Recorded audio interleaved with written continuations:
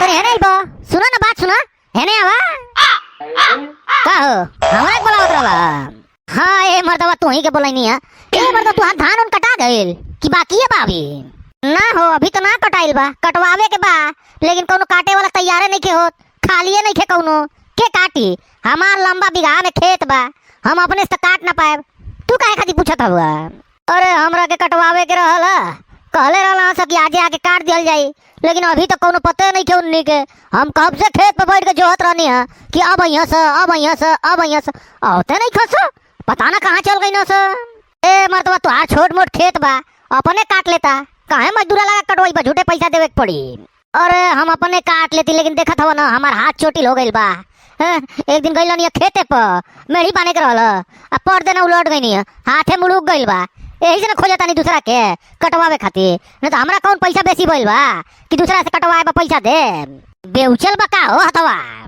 अरे हाँ हो बड़ा खतरनाक बेउच गइल बा बैठवाई नहीं है कई जगह देखई नहीं है लेकिन फर्क नहीं खे पड़त अब लागत नु कि हाउ का बोले जाला हो। अरे एक्सरा करावे के पड़ी हाँ तो मतलब करा ला एक्सरा करा के ऊपर पट्टी उट्टी लगवावा नहीं तो कहीं बेउचले रह गइल तो फिर तो हमेशा दूसरे से कटवावे पड़ी अपन धान। हाँ एक दो दिन और देख लेता नहीं जहाँ बैठवाई नहीं है ना लास्ट टाइम वो कहले रहना कि धीरे धीरे ठीक होई एक दो दिन में अगर ना फर्क पड़ी तो दिखावा ही के पड़ी कोनो अंग्रेजी डॉक्टर के वह मत का बोलल जाला हो के हाँ एक्सरा करा के फिर हाँ प्लास्टर व्लास्टर चढ़ाइया से हमरा बहुत डर लगेला हो अंग्रेजी दवाई से यही से हम ना जात रहनी है लेकिन अब लगता कि दिखावा ही के पड़ी। काहे झगड़ू कहाँ जात हुआ?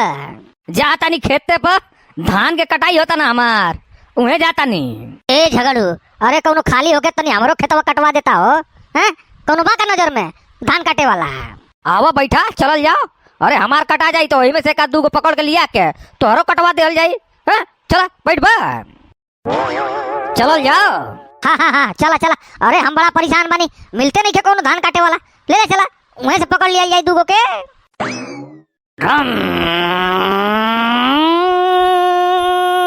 आराम से झगड़ू आराम से हमारा हाथ ठीक नहीं थे पहले ही चोट लागल बा गिरई हो रही जिन हमार दवा कच्चा खिलाड़ी बुझले बड़ा का हमरा के आराम से बैठल रहा उड़ा देव गड़िया तब्बो ना गिरब तू ना मने आराम से चला कोनो जल्दी नहीं खे खेते जाए के बा हॉस्पिटल थोड़े पहुंचे के बा।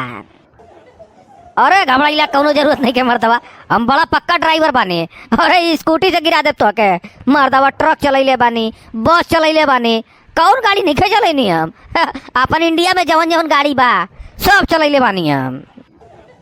अरे मर्दवा हमार हाथ चोटिल बा तब न हम कहता नहीं तो हमहू बड़ा गाड़ी धुनने बानी जवानी में बड़ा स्टंट बाज रहनी हम मोटरसाइकिल अरे फिरंगी की तरह नचावत रहनी है फिरंगी की तरह लट्टू बुझेल लट्टू का नाची ओसे तेज तो हम गाड़ी नचा देते रहनी हम। अच्छा हाँ तब मजाक लगता का तोरा के?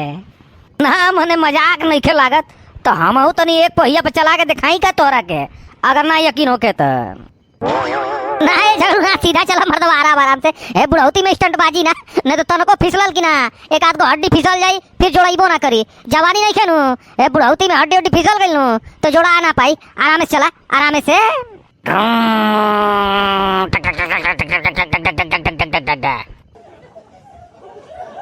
बुझल आई जेकर खेतवा हमनी के काटा तानी स अरे मर्दवा बड़का आदमी बाड़ो बड़का है मर्दवा 8-9 फुट लंबा बाड़ो का पूरा भगचोनरे बड़े का रे। अरे बड़का आदमी मतलब लंबाई में ना रुपया पैसा का मामला में बड़का आदमी बानो बड़ा रुपया बा ऐसा 6-7 गो खेत बा उनकरा के। ओ ऐसन बात बा हम तो कहीं कि बड़ा लंबा बानो का 7-8-9 फुट के ना लंबाई की बात नहीं है रुपया पैसा की बात करता नहीं हम। ए मर्दवा खेत खलियान तो इतना बनू इतना बा अगर हमनी के ठेका दे दिया ना कुल खेत काटे के तो हम समझता नहीं कि अगला सीजन फिर से चलाई लगातार कटाते रही इतना खेत बा। हाँ तो हम मजाक बुझे लगा अरे हम सही बतावता नहीं रुपया पैसा की कोनो कमी नहीं के खेत खलियान गाड़ी घोड़ा सब बाउन करा लगे बस एगो चीज के कमी बा। कौना चीज के हो? जब इतना कुछ बटले बा रुपया पैसा खेत खलियान गाड़ी घोड़ा तो फिर कमी कौना चीज के? बियाह नहीं खे कहीं ना बियाह नहीं खे भइल उनकर बाकी सब भाई रहना बुढ़ा गई ना एक आध जनी मर गई ना ये आखिरी बचल हम चल लेकिन बियाह ना कहीं ना अभी तक इतना खेत खलियान गाड़ी घोड़ा पैसा रह के का करी हो जब बियाह हुए ना कहीं ना ई कौन हरकत बा बियाह करे के ना चाहिए। अरे कटैबो करी धनवा कि खाली बाटे चिट होई। काटते बानी अभी 2 मिनट भइला। अब का एकदम लगातार काटते रह जाई, 2 मिनट आराम ना कइल जाई ना। मने 2 मिनट आराम करा, 5 मिनट आराम करा, लेकिन कटाऊ के चाही ना। बैठ के खाली बतियेबे करब त आ जइहे मालिक त का जवाब देब हम? हैं तू लोग के हम लिया के नहीं हनी फटाफट कटवा दिया लोग, तो तू लोग बैठ के बतियावते बड़ा खाली। हड़बड़ैला के जरूरत नहीं है, कटा जाई सब कटा जाई, सांझी तक सब कटा जाई, आराम आराम से काटल जाई तब हो जाई। कौन जल्दी बा? आवा हो हेने आवा। आई आई आई झगड़ू काका, ये बना हो, ये बना। का होता हो? कितना कटाइल होने के कुल कटा गइल बा। आई काका खुदे देखनी काम चलता, लगैले बानी 4 जनी उनहु। आई देखनी। आवा ए मर्दवा, कितना धीमा धीमा चलत हो तू, तनी लंबा लंबा आवा। बच गई नी सब, बच गई नी। लगा तो देखले नहीं खा, नहीं तो बैठल देख लेता ना तो गड़बड़ा जात। ए मर्दवा ये बा ना, इनकर तो गारंटी खत्म बा हो, अभी तक बियाह नहीं के भइल हैं। ए मर्दवा एकदम बुढ़ा गइल वही त। हां गारंटी तो खत्म ही लागता हमरो के, लेकिन आदमी बढ़िया बा ना, निम्न आदमी बा ना, बड़ा मौज मस्ती करे ना अपना गांव वालन के साथे। नमो का बा इनकर? झगड़ू नाम बा, झगड़ू काका, झगड़ू काका। पूरा गांव जवान झगड़ू काका के नाम से जाने लाइन करा के। ए हो दोनों जना अभी खड़ा बड़ा हो, काम नहीं खेत तो लग से देखला आ गई ना काका। अबे देख लिया लगिया बात सुनावे। काम करा सा, जा होने होने जा, एक और से काटत आवा सब, भागा यहां से भागा। एने कोनो जरूरत नहीं के, होने एक और से काटत आवा सब जना मिल के, जल्दी से हो जाई।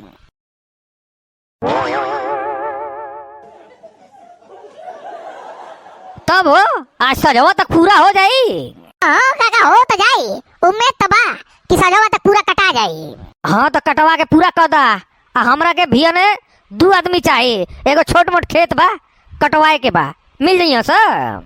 हाँ काका, अब तो आके अगर कटवाए के बाद तो मिल ही जाइए सर, नहीं खाली रहिए सर तो हम खाली करके भेज दे। ठीक बा, कटा जाई, वो कटा जाई। ए झगड़ू कहाँ तक पड़ी हो तो खेतवा? ओहो किनारा से लेके हेने लौकता तड़कुल के पेड़, वे टीसरका वाला लमका नहीं खे उहाँ तो। अरे खेत बा इतना लमहर, ऐसा लगता न गोरखपुर रेलवे स्टेशन के प्लेटफार्म बा हो, खत्म नहीं खेत, जहाँ तक नजर पहुँचता वहाँ तक ही नहीं के खेत बा।